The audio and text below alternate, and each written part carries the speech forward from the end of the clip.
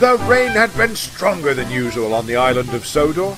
All the engines had to be very careful as the rails were slippery and wet. Parts of the line were flooded, causing the trains to run late. The passengers didn't like that at all. "You suck," said one of them. "Piss off," said Thomas. "It's not fair," muttered Henry one morning. "They should appreciate that we're still running at all." "Ungrateful added Gordon. "Serves them right for how they treat us," spluttered James. Well, I think it's nice," said Percy. "People always look so excited whenever I enter a station now."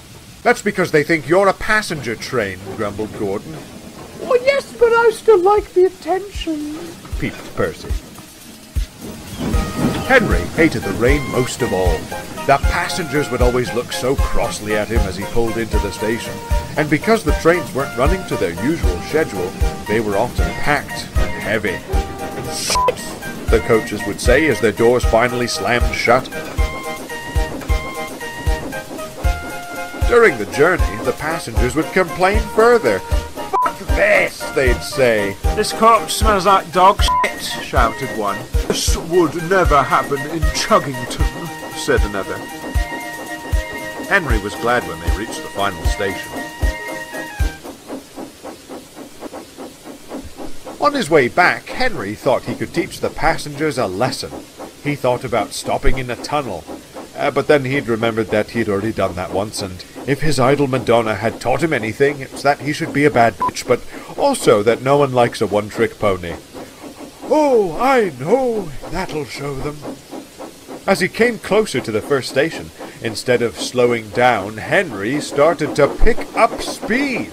"Slow down!" shouted his driver. "Fuck you!" tooted Henry. The driver tried to put the brakes on, but Henry was going too fast. Henry skidded through the station. "Jesus Christ!" shouted the passengers as they covered their ears in agony. At last, Henry came to a stop outside the station. "How'd you like that, you twats?" huffed Henry. "Well, now you've gone and fucking done it," replied the driver. "You've probably ruined your brake blocks. Now these people will have to wait even longer." Henry was pleased. Soon a bus arrived to take the people to the next station. "Bus wanker! Bus wanker!" shouted Henry.